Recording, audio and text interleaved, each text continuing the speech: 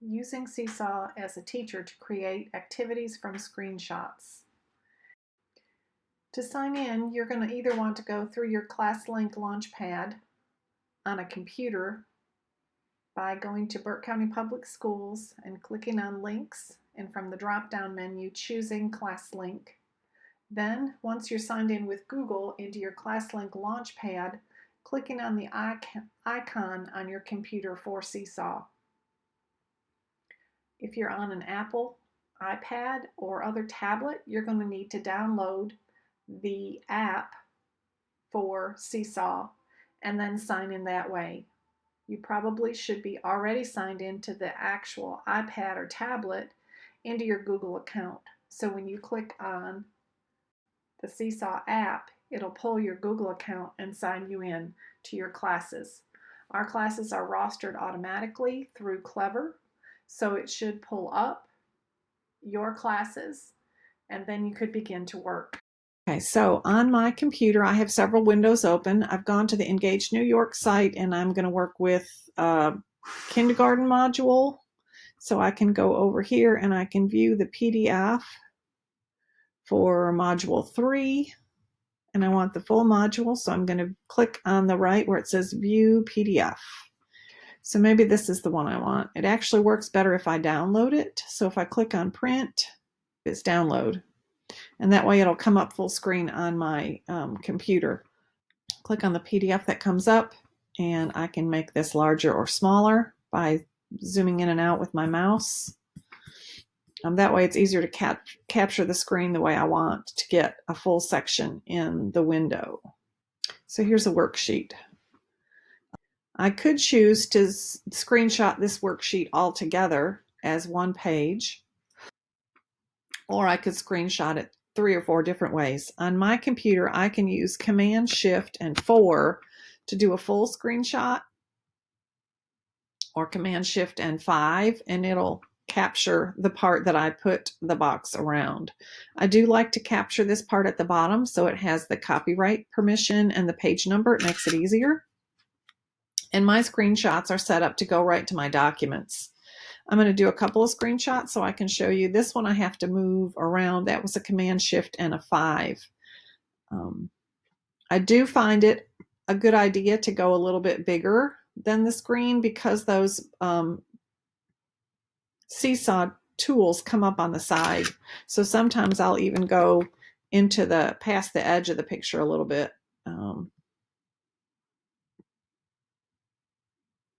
And some of this will depend on whether you have, if you're using newer iPads, older iPads. If I'm using newer iPads, I would definitely use the screenshots separately because I could put each question or each section of a question on a different page.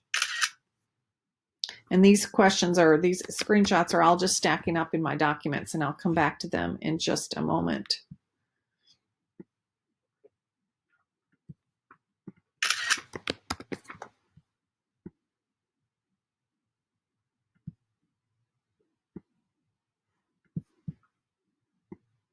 Give me just another couple of seconds. I'll have all the screenshots I want. With our version of Seesaw for Schools, you can put, I think, 20 pages now all together into one activity.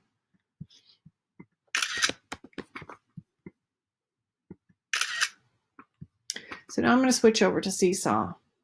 And I am signed in as a teacher in my training class. So I'm going to go to the activities section, and I'm getting ready to add an activity. One of the things that I tend to do is I tend to take a copy of a previous lesson. That way I have the directions already typed. So I'm going to click this, and I'm going to click down here on my 3 dots, and I'm going to copy and paste. Edit the activity so I can change the direction. So this is Eureka Math problem set, and I would have to flip back and find out which one I'm using. Eureka Math, Module 3, Lesson 1, Kindergarten.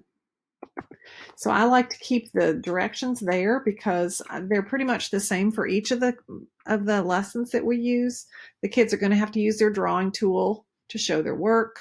They're going to use their label tool or the drawing tool to explain their thinking in the space provided. If they want to, or if the teacher wants them to, they could use their microphone to record their thoughts and ideas as they work. If they don't finish all the problems, they can choose the Save Draft button and then come back later and finish their work. They click the check mark to send in their answer to their teacher once they have completed all parts of the assignment. So this is already there. The template is what would need to change. So I'm going to hit the X to erase that template that's already there. And I'm going to upload all the pictures that I just saved. So I'm going to select from my computer.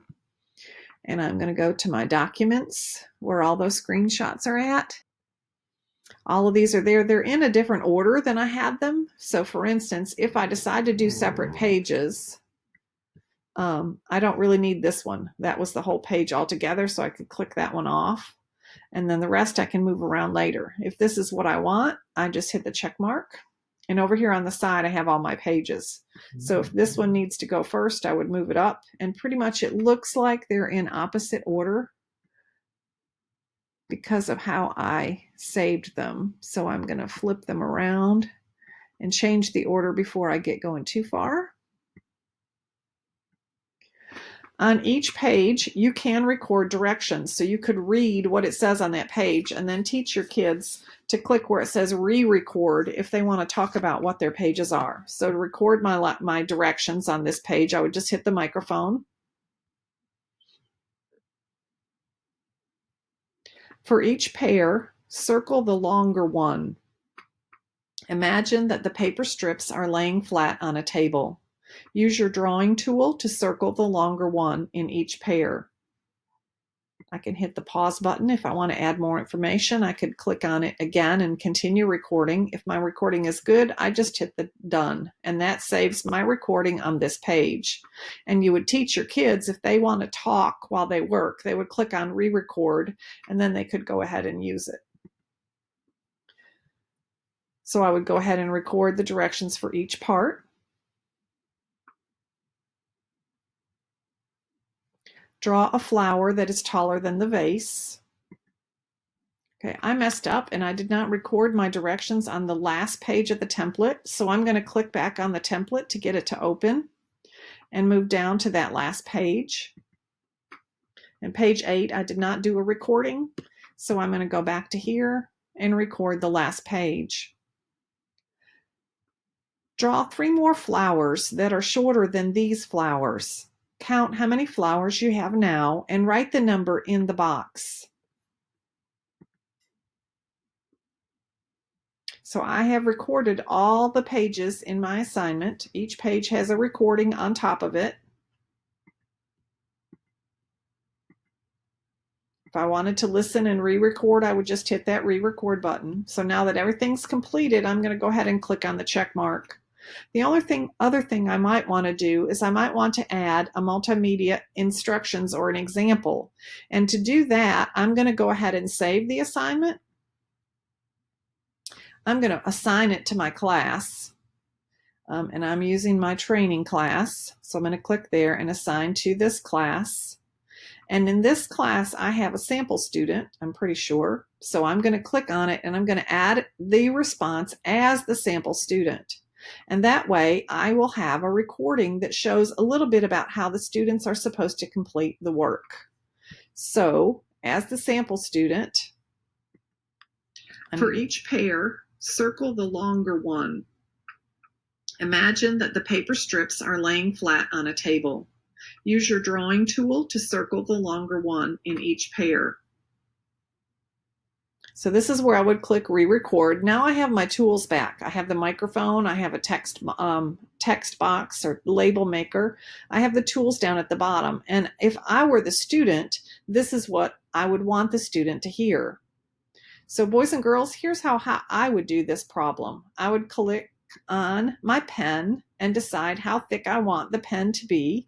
I can come over here and I can choose a color. So if I want to have a pink pen, I'm supposed to circle the longer one. And that might be what I want to pay close attention to. So when I look at these two items, this one is the longer one, so I would circle this. If I were to make a mistake, boys and girls, I could use my eraser and I could erase the mark I made and start again. But I was correct, so I'm going to recircle that one. If by chance I get stopped and it's time for me to go eat my breakfast or something and I can't finish my work, I could click up here where it says draft, and then it would turn in. It would be in my journal for the teacher to see, but it would tell the teacher that it's a draft, that I'm not quite finished yet, so the teacher shouldn't grade it, but it would still be there. I'm going to go ahead and do a couple more as an example. I might finish this entire question, so I could click, and I'm going to choose the size of my pen, choose the color. If I'm going to finish in pink on this page, it's not a good idea to change colors every time you work. I'm supposed to find the longer one.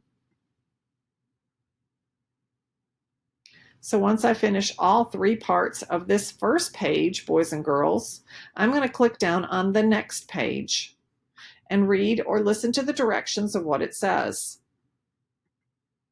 Draw a flower that is taller than the vase. And in order to get my tools back, once again, I have to click re-record. I could record myself working so the teacher would hear me. So I could say, teacher, if I'm working on this page and I'm going to draw a flower that's taller than the vase, I'm going to start with a stem.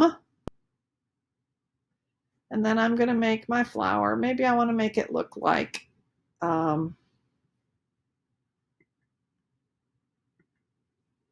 a daisy. So I'm going to draw some daisy feather or petals. But this flower is definitely larger than the vase.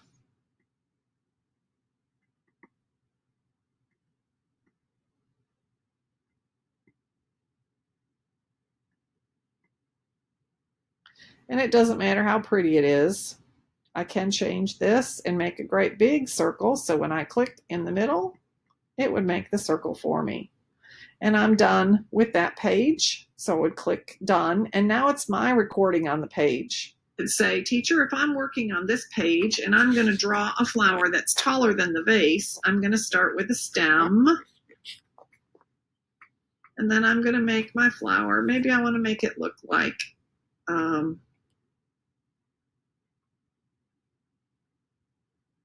a daisy. So I'm going to draw some daisy feather or petals. But this flower is definitely larger than the vase.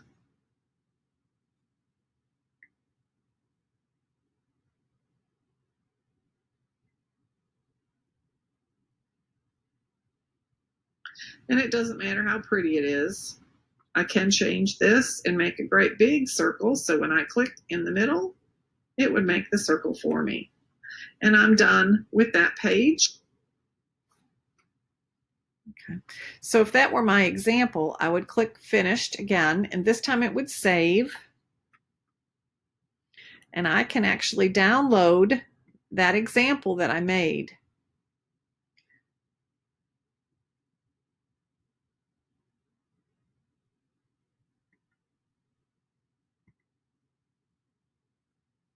Down here is my zip file.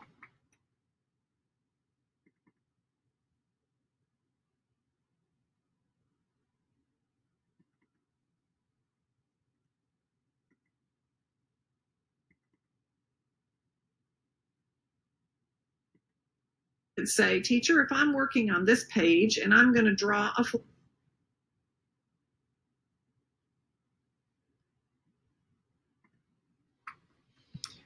on my assignment, on my activity, if I wanted to, I could come back and edit the activity. And where it says add a multimedia instructions or example, I can click and I can upload a file. Hopefully it's in this collection. And it was page 2 video. So when I upload that, it's going to be the video I just made of myself finishing that example. I can watch it and say, teacher, if I'm working on this page and I'm going to draw a flower that's taller than the vase, I'm going to start with a stem. I'm going to stop it there, and I could add a caption and say, this shows how a student can record their voice and work while solving